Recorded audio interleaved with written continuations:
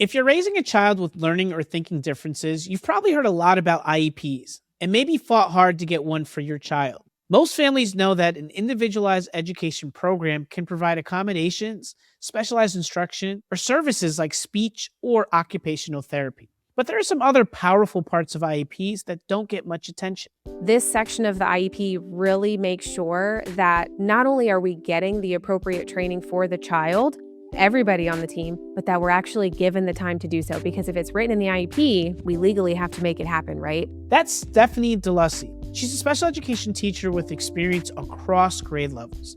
She's also the author of The Intentional IEP, a team approach to better outcomes for students and their families. And she knows the ins and outs of IEPs. Welcome to The Opportunity Gap, a show where we talk about how to navigate the education system. I'm your host, Julian, an assistant principal with over 20 years of experience. On this episode, we're digging into 3 often overlooked benefits of IEPs that can help make a real difference for kids and families. If you've ever wondered, is there anything more that we can do to help my child? This episode right here is for you.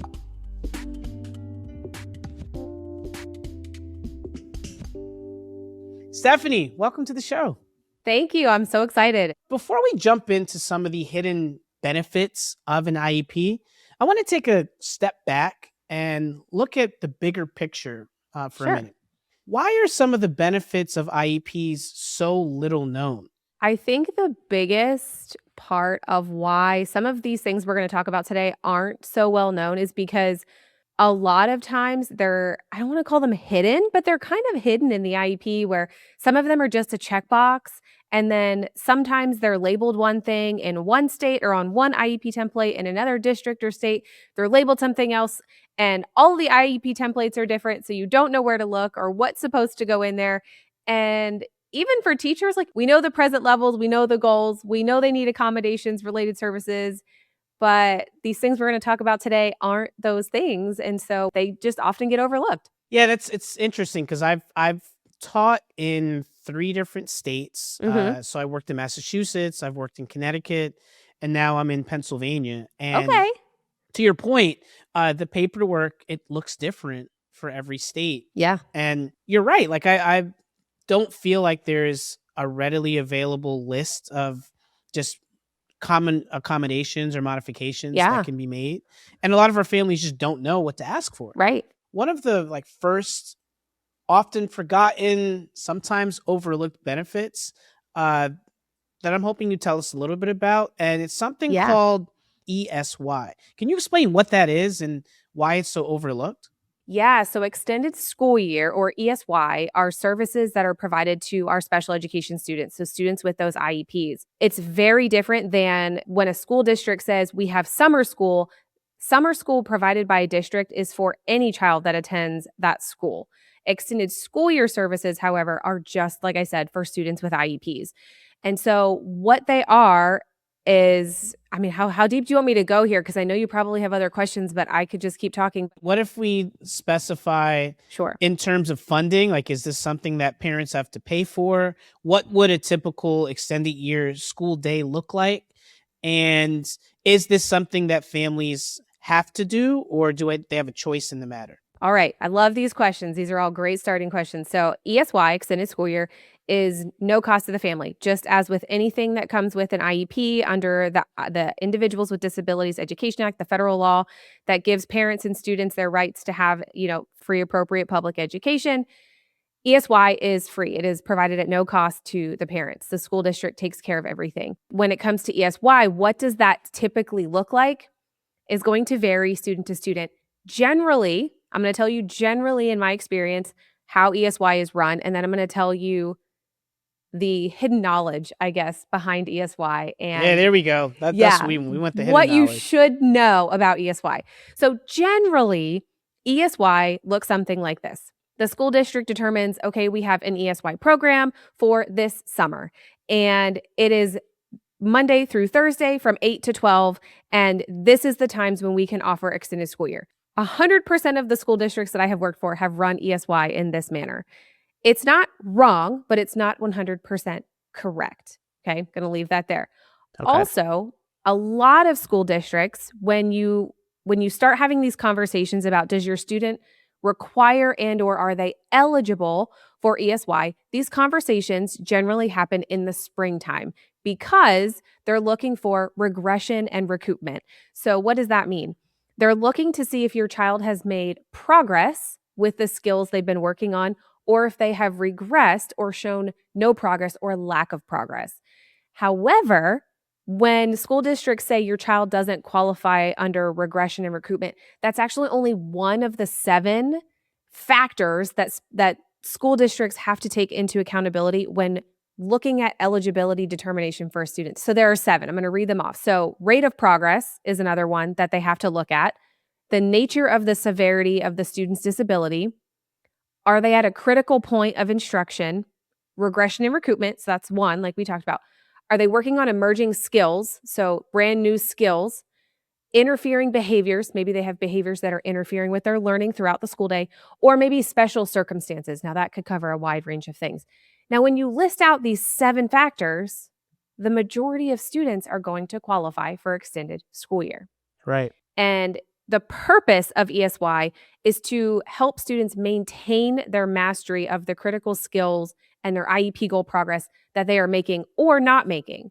So the rate of progress, are they making progress? We don't want that progress to slow. So let's send them to ESY so they're continuing to work on that over this time period. Mm-hmm. The severity of the student's disability. Are they at a critical point in instruction? Are we at this kind of turning point or the tip of the mountain where they're just almost there? And if we stop teaching them this, we're going to lose it and we're going to have to start all over, right? Emerging skills. So are we learning a new skill that is foundational for them? Maybe they're learning counting, or maybe they're learning how to tell time on a clock, something that they're going to need that's a foundational skill. Maybe it's an emerging skill for them. They still need to be working on it. Again, interfering behaviors or special circumstances. What's so fun about ESY too is that a lot of schools will say, we only have it during summer. But here's another golden nugget for you. ESY can be used at any point during the school year. It can be Thank used you. I was hoping you were going to say that. Yes. That's it can something be a lot of people used- don't know. It is. And it blows my mind. And I didn't know it until I knew it. But once you know this golden nugget, you're like, oh my gosh, this changes everything. It can be used for spring break, winter breaks. It can be used on weekends. It can be used for after school hours. ESY is not just for, air quotes, summer school. It can be used at any point during the year. You just have to look at those 7 factors and determine if the student needs the extended school year services to, again, maintain that mastery or work towards that mastery of those critical skills. So those of you listening and also watching, Stephanie laid out a very compelling case for why ESY can be a really great benefit for you. Now that you've heard those 3 letters, ESY, when you go to an IEP meeting, ask about what the options are, ask how the school is determining if your student qualifies for it, ask about transportation. That's a really big question mark that a lot of families have. But also ask, who is running the ESY program?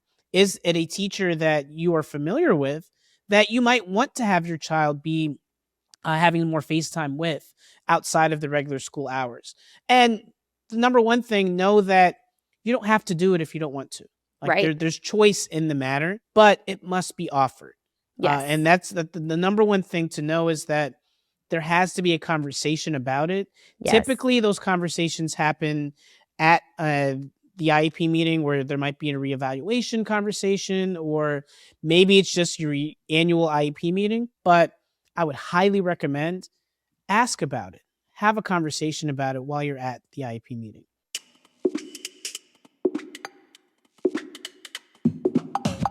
Another benefit that doesn't get a lot of attention is the opportunity for training for teachers, for special education assistants, or for ding, ding, ding, families, parents. Talk to us about it. Yeah, so there is this section, and again, in every template state district, they call it something else, but it's generally called the school supports for personnel.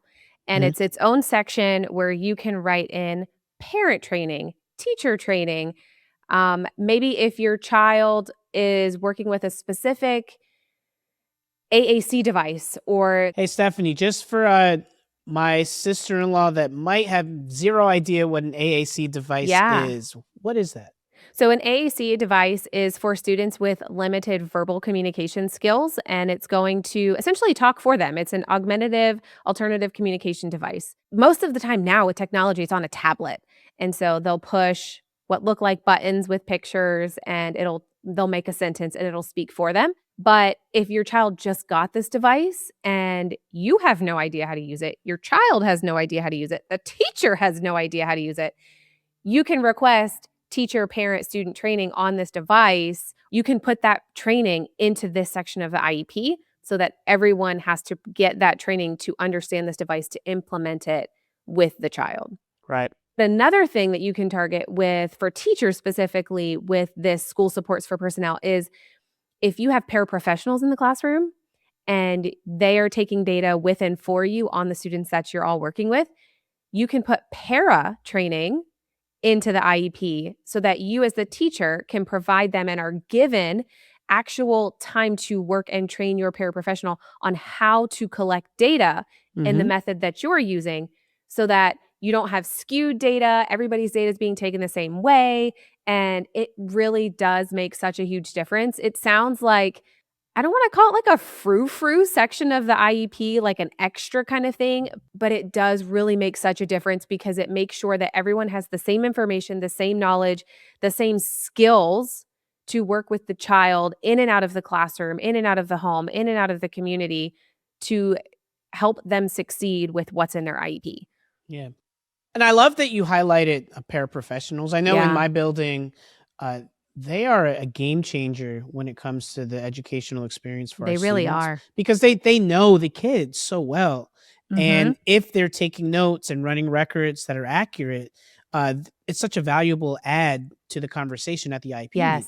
Now, Stephanie, I'm an educator. You're an educator, Yep. but I'm also a parent. And I feel like it would be a little difficult for me Okay. if I'm sitting at an IEP meeting as a parent. How would I broach the conversation that I think my child's teacher needs training? Ooh.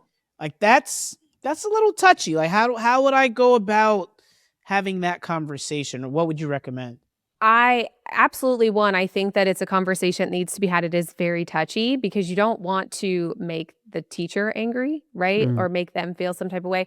But I would approach it from let's say you have these 3 strategies that work really really well with your child that has ADHD and we're targeting them in the IEP, but you just notice that they're not really making progress on them in school. And mhm, so maybe you approach it from, "Hey, I would love to have teacher parent collaboration time." And maybe that's what it looks like written into this section, where either you're coming into the school or you're doing a Zoom meeting or it's a phone call where maybe it could be every other week, maybe it's once a month, maybe it's once a marking period, whatever the team decides what that looks like, that's time that the teacher has to be given that explicit time to collaborate with you, where you can have those conversations about, oh, we're using this agenda. And it really works when Stephanie is given an orange highlighter, not a green highlighter, because they can see orange better or whatever it may be.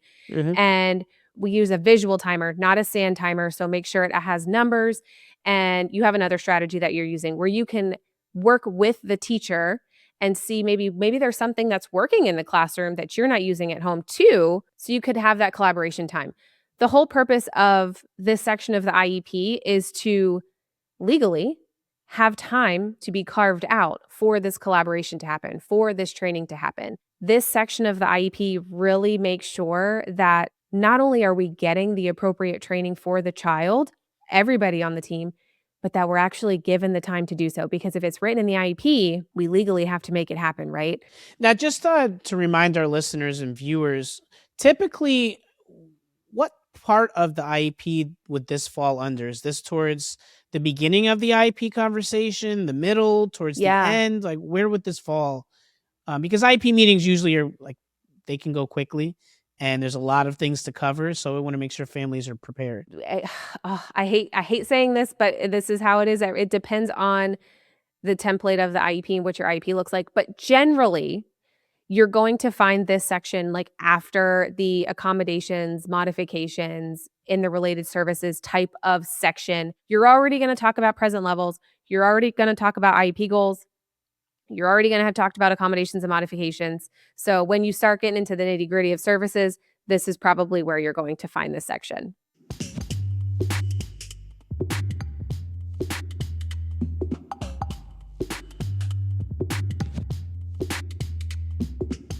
All right, so Stephanie, you've already hit us with a ton of information, but the one that I really wanted to touch upon, and from the administrator end and from the school's end, it can feel really intimidating or even controversial.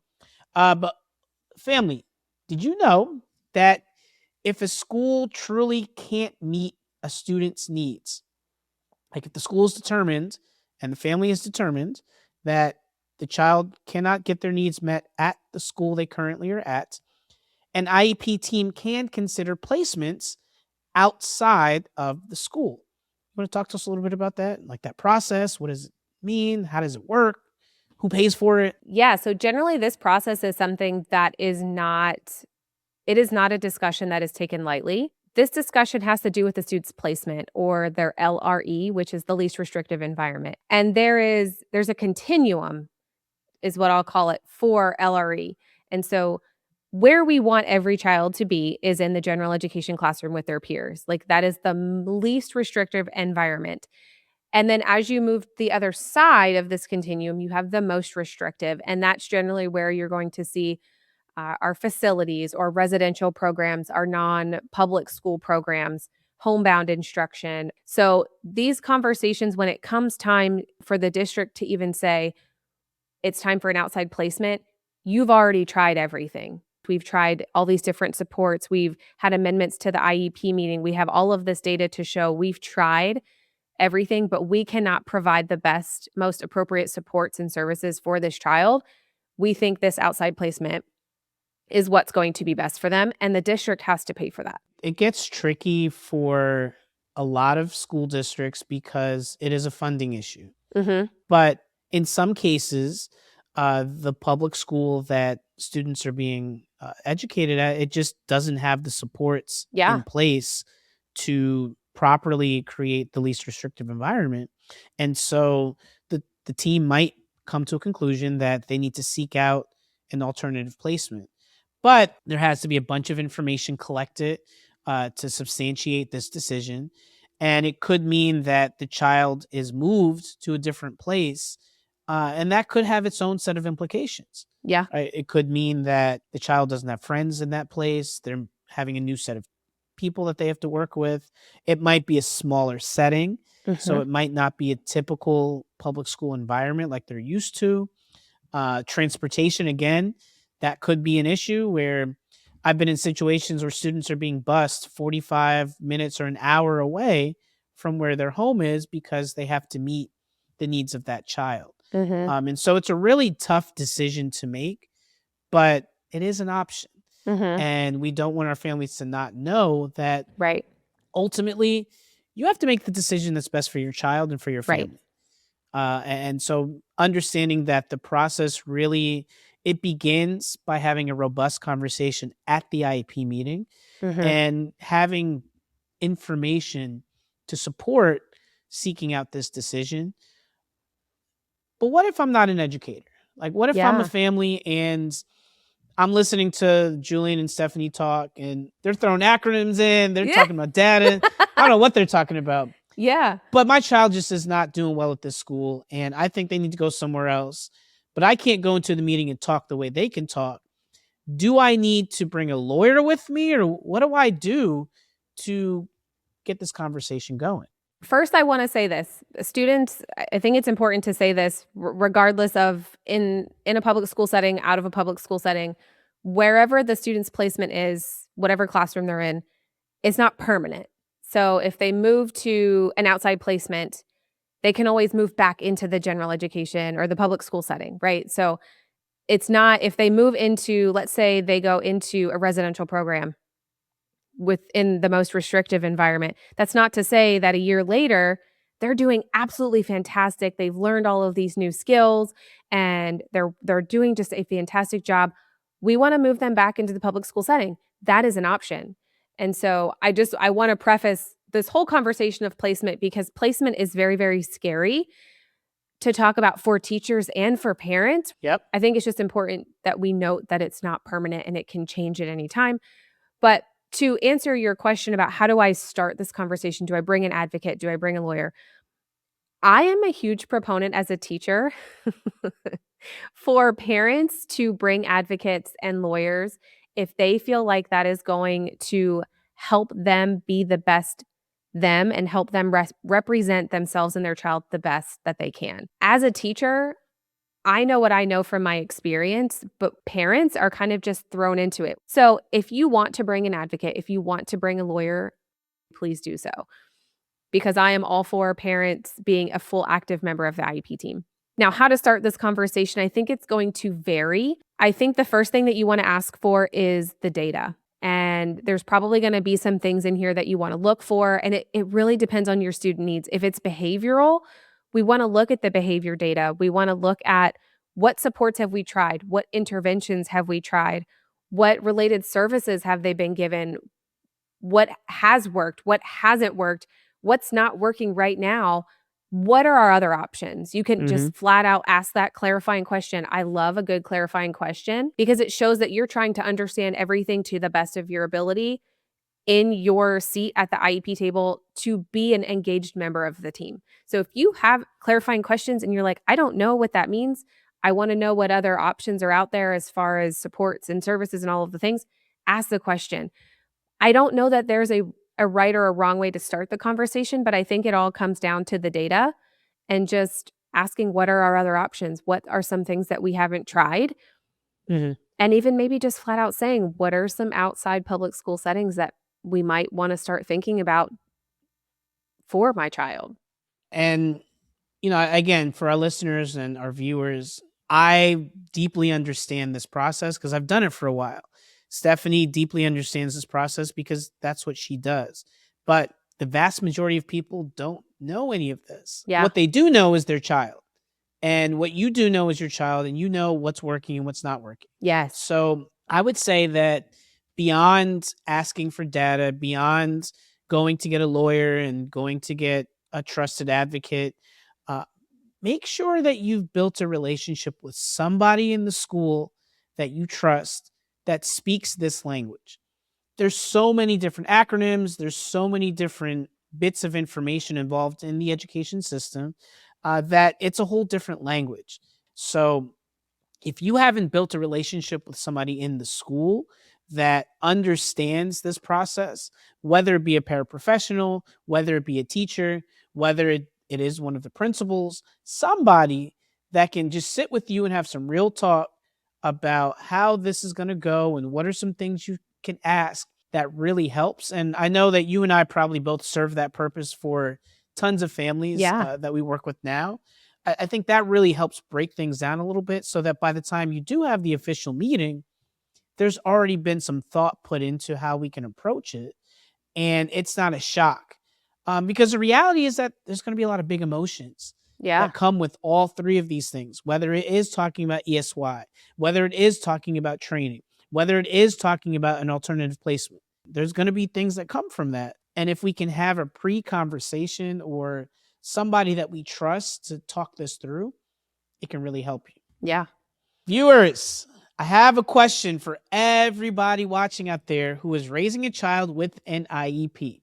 Has your child received any tools or services or opportunities that surprised you in a good way? Anything you wish others knew that they might be able to access for their kids too? Don't keep it to yourself. Share the wealth. Drop it in the comments, please.